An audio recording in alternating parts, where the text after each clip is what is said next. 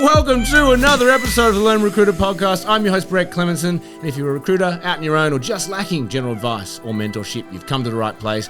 Our episodes are designed to give you the motivation, the strategies, and the support you need to become the very best Learn Recruiter. So join us, grab a cup of coffee, and let's take your desk to another level. Now, today, I'm joined by Andrew Cassin. Welcome. Thank you, Brett. I wanted to bring him in to share his expertise with the audience here at the Learn Recruiter.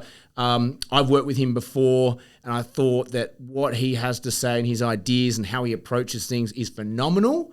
And for those of you who don't know who he is, he used to call himself an exit strategist, but he's a whole lot more than that. I'm learning. He's, you know, if you're thinking of M&As or you eventually want to sell your recruitment business, which, hey, who out there doesn't ever think that? If you haven't had that thought and you run a recruitment business, I don't even know if you're running a recruitment business, because we all have that idea that one day we might sell.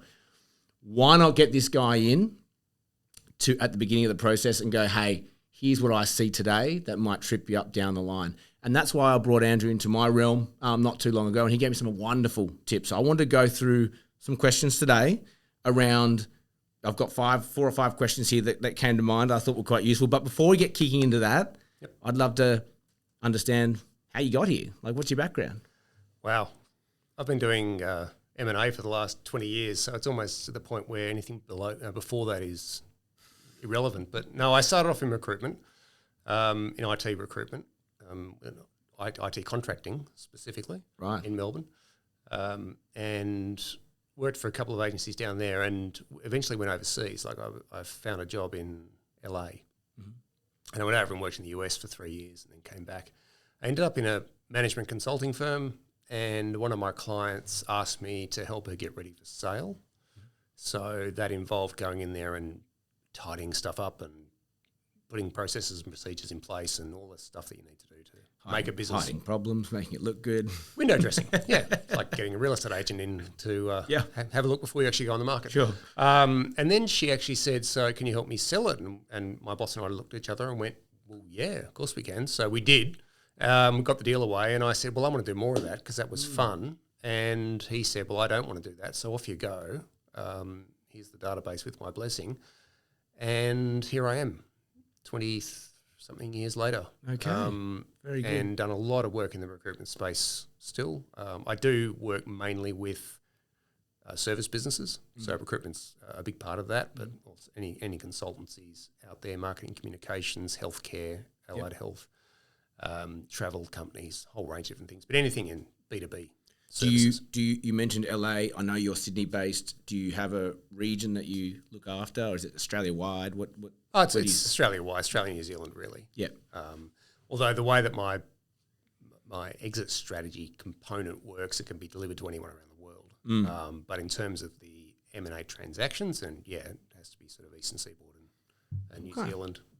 Well, for me, when I brought you in, I really just wanted you to give me some ideas of, you know, because this is what we're trying to achieve, and I wanted to just get your very quick litmus test on whether that was smart, dumb, the other. And I think there was a couple of ideas that came out of that I've already jumped on and gone, cool, we're good here, we're not here, and I thought it was very valuable. But one of my first questions to you is, like, you know, what are some of the realities facing business owners or recruitment owners who intend to sell? I think the biggest thing is it's really rare for someone who runs a business to see their business from an external perspective. Yeah. So how would a buyer actually view the business? And because you're so much on the tools, you're in the business and you know it and you love it and you've built it and it's your baby. The reality is someone might come along and tell you your baby's ugly one day, and you actually have no idea. You gotta see the baby. So it's actually really valuable really early on to get an external perspective and have that on the way through, because to have the external perspective as a sounding board as you go along, someone saying, if I was to do this, how would that affect my end goal of actually building a saleable business, might actually stop you going down a path that's not right. Now, I often use the example of there's an IT recruitment company that I know well. Actually, not so they do have IT recruitment. They were in accounting and finance initially. They expanded into IT, But then they went, oh, we're chasing revenue. We want to build our growth, so let's go into healthcare. Right. And so they've got a really good business in accounting and finance. That's their specialisation. They've got a reasonable team in IT, but their healthcare was one person. And they were touting that they had, a healthcare division, one person. Now, you can't compete in reality against the bigger agencies that are in the healthcare space. It's just not possible with one person. But also keeping in mind that a buyer is only going to want to buy what you're the best at. So where are you in your lane? Number one, number two in your market. So to compete with you, they have no choice but to buy you. So their other option is to greenfield, which is really hard and really expensive and doomed to fail. So why buy one person in healthcare when we can just do it ourselves? Exactly. But why, if I want to have a finance and accounting specialist business as part of my strategy, why start from the scratch when I can buy a team of 20 people? So, having that buyer's view available to you all the way through will actually help you go, well, what's the best way to stay in our lane, to maximise what we've got and build an asset that someone's actually going to want to buy? Because the reality is most business owners face is that only 20 to 25% of businesses go on the market actually succeed when they find a buyer. What trips them up mostly? Well, most of the time it's because they haven't never thought about it from the buyer's perspective. Right. They love their business and they've made decisions that they think are the best for their business, and it's been great for income generation. But they haven't built something that's actually a saleable asset. You kept the word value comes to mind, like you got to create value to the market, right? Because you're saying like cash flow is important and profits are important, but if it's not the right profit or right cash flow, that's not. Well, I'll give you an example. So perm recruitment businesses, fabulous businesses. Yeah. They're great for cash flow because you don't need to fund a payroll or anything like that. And they're just profit a lot of the time. Fabulous businesses. Can't sell them. Right. No one wants to buy a perm business. Because of the risk? Well, just because once you've made the sale, you have to go and sell another one. Yes. Whereas you sell a contractor and they're there for 12 months or longer, often longer, coming from a contracting background. So, you can go to an accountant and get your business valued, and the accountant will say, well, let's look at the 3 times the average of the last 3 years of profit, and that's what the business is worth. But the only true test of value is when you're asking someone to dip into their checkbook and write you a check. Yes. For what the business is actually, what you think it's actually you're worth what the market deems you're worth. The market is, and the market is telling me and tells so many perm recruitment business owners that what they have is worth nothing. Wow.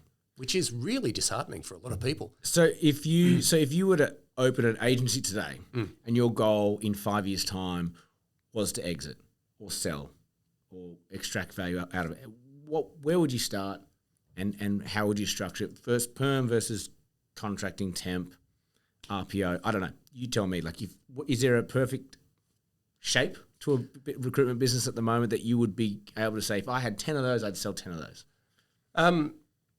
I won't answer that question like that. Okay. Where I would start would be to say I'm creating a product for a market. I want someone to buy a product in 5 years' time, and that product is going to be a business. So I need to know who that market is. So what do they look like? Is it an overseas corporation? Is it a local corporation? Is it staff? So who's actually going to buy the business? Why are they going to buy it? Or what are they missing? So if I'm looking at, say, Japanese companies, for example, there's one that bought a business last week. Recently, there's a few others in the market at the moment, but there's another 30 or so over in Japan that have signalled that they want to buy in Australia. And if you want to get a really good multiple, that's fantastic, sell to a Japanese company. But you have to build what they want. Right. And so if you know what they want, I'm not going to tell you right now. Oh. That's the secret sauce. Oh, yeah. No, but you have to have a certain scale. You have to have a certain corporate structure, a certain profile in terms of perm versus temp. And it's got to be a pretty low risk option for them to buy because they don't have people in Japan they're going to send over to run the business. They want a management layer in place. Right. If you wanted to sell to private equity's got something like $21 billion in dry powder at the moment that's looking for a home. Wow. In Australia? In Australia. Wow. No, there's about $3 trillion around the world. Yeah, I was going to say that seems low globally, but that's a lot for Australia. That's a lot in Australia, yeah. But if you wanted to sell to private equity, then again, if you understand what they're looking for and why they would buy, then you can create something to suit that market. So that's the entrepreneur's perspective on building a business. An entrepreneur builds a business so they can sell it to someone else. A business owner has a business so that they can have a job and make an income, and it can be a lifestyle business, but effectively they're in the business. They're not building it for someone else. So if you go back to your original question, if you wanted to build something to sell, then you've got to begin with the end in mind. You've got to start with understanding who's going to buy it and why, and then understanding what they look like. So what's their persona? It's like classic marketing. Yes. Well, it is, isn't it? Yeah. Creating a recruitment desk. It's the same process. It's like work out what the clients want, go and find it. Yeah. So I like that. And I think, you know, I built a business or started a business 10 years ago. And the first thing that pops in your head is like, well, maybe I could sell it. But I didn't think of it at any way you just described. I just went, well, I know what I do well, which is recruiting. I'll just bring other people in around me that do recruiting well as well. And then it will work itself out. Yeah. And what you're saying is that's not the case. And I'm guessing that most people listening to this have probably done the same thing I have. Well, it's so typical of recruitment. That's the way the industry has grown over time. People come out of the big agencies, start their own. But if you were to be like a tech entrepreneur or something, and you went to VCs cap in hand to raise money, one of the first questions they're going to ask you is, what is your exit strategy? But when you're an entrepreneur to start working for yourself, no one ever asks you that question. No. Interesting to ponder. I like it. I like it a lot, which is why you're in the room. Are there alternatives to selling but still exiting? Well, you can sell it. You still have to exit at some point, like physically move away from the business. Right. You can retain the business as an income generating asset for you. So think about this little thought experiment. Okay. If you were to sell a business for $5 million, for example, so you got $1.5 million in profit, you end up selling for $5 million. By the time that money reaches you, the tax man's taken his share, and you might be left with $3.5 million. All right, so you've got cash in the bank, $3.5 million. And you buy some Sydney real estate, you guarantee that's going to go up. But apart from that, where else are you going to invest $3.5 million to get $1.5 million in return every year? Other than crypto? But it's actually really difficult because normally you'd take a much more conservative strategy with that capital, give it to a financial manager. They might be able to get you $300,000-$400,000 a year. Yes, no, you're right. Return on investment. So if you can structure it in such a way so that you can move yourself out of the business and go surfing and Taylor Swift concerts and all the other stuff that you want to do, and just have that non-executive role in a business, that business can continue to generate income for you while you have physically exited having to be on the desk and actually run the business on a day-to-day basis. So that's one option. So it's now an income-producing asset. Correct. Rather than a business that you work in. It's the goose that lays the golden eggs rather than selling I guess in that scenario, you need to be super confident that it's going to continue producing. That is the rub. Without you in there. And there is, and I won't mention their names, but there's a large IT recruiter at the moment that has made that call where the founder has had to move back into the CEO's seat because their management layer wasn't performing. And I think costs blew out a little bit and they had to rein that in a bit. And I think that's the big concern of anyone on that strategy, right, is that I'm going to have to go back in at some point. Yeah, well, that's the trouble with people-based businesses. Yeah. So, look, it is an option. It might not be the best for everyone, but it is an option. Another one is to sell the business to staff over a period of time. So have an employee share ownership program. It takes 5 to 7 years to get that to work properly. That's possible. And in a perm business, that might actually be the best option. Right. So it's not to say you can't sell a perm business, but you need to sell it to the buyer type that's going to be ideal for that sort of business, and that is probably going to be the staff. Is there one simple way to sell to staff, or are there many ways you can sell down to staff? Look, there's a number of different ways. Yeah. Employee share ownership programs, ESOPs, are one way. You can get a private equity backed management buyout, or you can even get management buy-in. So private equity backed management buyout is a financial investor comes in and invests alongside the staff, right, who aren't expected to put up too much money. Someone else has to provide the money for that. Right. A management buy-in is when the management actually has the funds to buy out the owner, and they buy in, and maybe they salary sacrifice over time. so on and so forth. Lots of different ways to do it. We have clients who will do a third option, which might be the first one, but it's worded in a different way, which is essentially, here are your shares, they're worth $50,000. The dividends out of that will be X. We'll retain the dividend and pay it down interest-free. Yep. That's generally how an ESOP works. Okay. In very basic terms. Okay. Keeping an eye on the clock because 17 minutes we're in, and I feel like there's still another hour we could go. And the point of this episode, I wanted to get him in and make you guys aware of Andrew because it was an amazing conversation I had with him, and this is probably the tip of the iceberg. You're going to reach out to him and have a chat with him. I still got a couple of questions. So, what would be? We've kind of touched on it, and I think it's pretty obvious. But what is the benefit of using you? I think everyone has in the back of their mind, if I sold, of course I'd get a broker. But at what point do we get you involved? Well, generally, at least 2 years before the event. But I have found recently that it's actually really hard to find people who are that proactive. Right. So who are actually thinking, I'm 2 years ahead, I'm going to start preparing now. It's a very, very small Do percentage. people think they've nailed it and then they haven't? Is that what absolutely. it is? It's just ego? Well, as I said, people love their baby. Yeah. It takes someone like me to come and tell them it's ugly. It's better than the buyer telling them it's ugly.